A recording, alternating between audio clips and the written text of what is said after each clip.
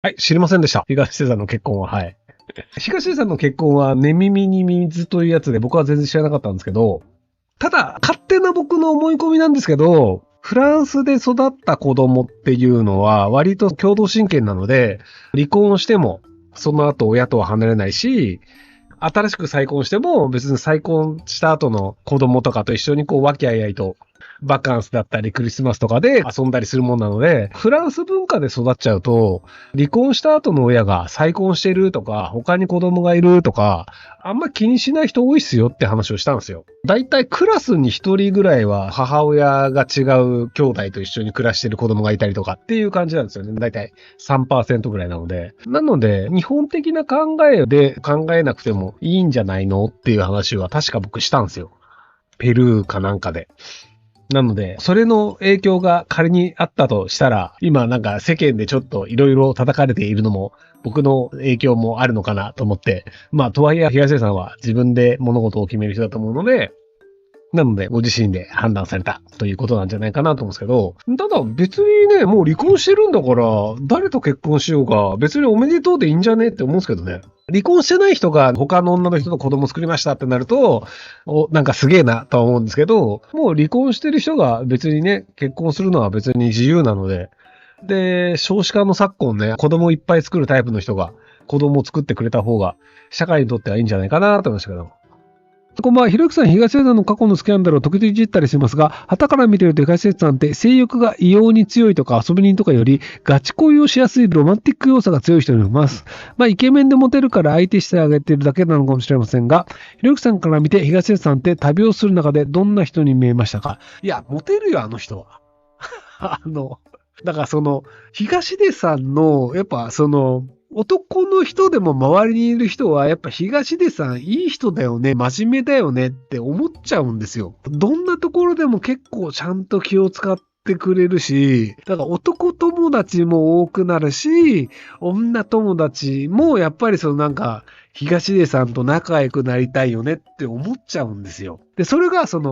演技でやってる面も多少あるかもしれないですけど、まあ、犬にもモテるしね、人の良さがね、やっぱちょっと滲み出ちゃってるから、これはモテちゃうよっていうのがあるんですよ。周りの人を幸せにしようと思ってしまうっていうのが、目の前の女の人を幸せにしようとしてしまうっていうので、結果として追い倒してしまうっていうのがあるので、そういう意味で言うと、長期的には頭が悪いってことだと思うんですけど、とはいえまあ、東出さんがモテてしまうというのはまあ仕方ないよねとは思いました。はい。俳優の東出昌大さんが狩猟仲間の女性3人と共同生活が報じられましたが、個人的には東出さんは人間周り自給自足も一生懸命真面目にしてる人とても大好きなんですが、ネットでは子供がかわいそうとか令和のうずい天元とか、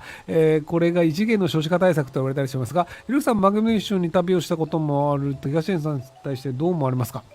報じられ方で一応なんかライブドアニュースのやつを見たんですけど、共同生活の定義の問題で、僕が知る限り東出さんの家には東出さんしか住んでません。同じ村に住んでる役者仲間が3人いるという話で、狩人目指してますとかで東出さんが狩りの仕方を教えたりとか、さばくときはやっぱり人が多い方がさばきやすいので、そこを手伝ったりっていう女性が3人いるというだけで、別にハーレムではないというのが僕の認識です。はい。とはいえ知らない間に何かやってるのかもしれないですけど、で、それで何の問題があるのという話なんですよ。今の日本社会の一般常識はまず忘れてください。で、東出さんが今どういう生活をしているかっていうと、飯は自分で取って食って殺すっていう生活をしてるんですよ。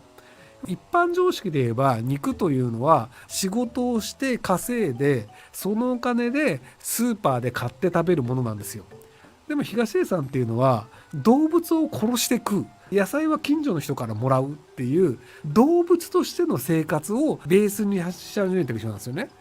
動物って近くにメスがいたらやるよね、当たり前じゃないですか。犬がオスとメス一緒に発情期にいたらオスは必ずやろうとしますよ。で、東出さんは性欲強いです。謹慎中でもホテルに呼ぶ人じゃないですか。そういう動物なんだから、それはやりたがるでしょ。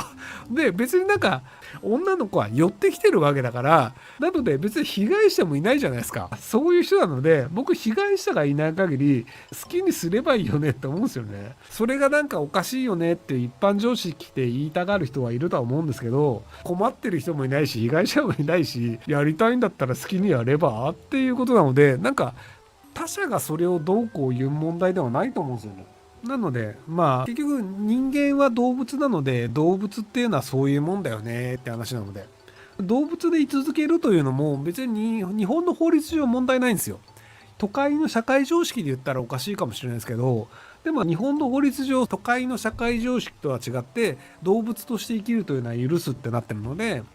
なので、結婚してる場合にいたしたりすると、それは不倫だよねとかで、民事で損害賠償とか思うんですけど、彼は離婚もしていて、法律上はシングルなので、やりたいことやってて、相手の女の人も別にシングルであれば、特に誰かに対してお伺いを立てる必要もないし、謝る必要もないので、なのでまあ、好きにやりたい放題やればっていうことだと思うんですけど、ただ僕が見てる限り、別に手出してない気がするんですよね。これ完全に想像なんですけど、仮に手を出してるとしたら、その3人の女性はめちゃくちゃ揉めるはずなんですよ。東出さんが好きですっていう3人の女性がいて、手出したとしたら、めちゃくちゃ揉めるわけじゃないですか。そこで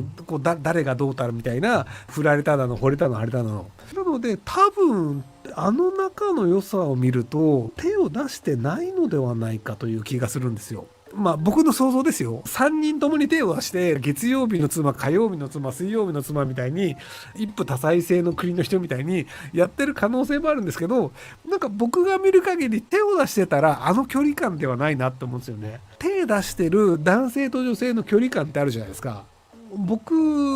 今結婚してるんですけど、うちの彼女の元彼氏を当てたことがあるんですよ。で、やっぱね、距離感でわかるんですよ。隠そうとして動いてたんですよ。で、周りの人でそれも知らない人もいたんですけど、でも、なんか、話し方とか距離感とかで、この人は多分元彼氏だよねっていうのってなんとなくわかるんですよ。もちろんわかんない人もいますけど、で行くとやっぱりなんかこの関係性だと手出してたらもうちょっと近いよねとかってい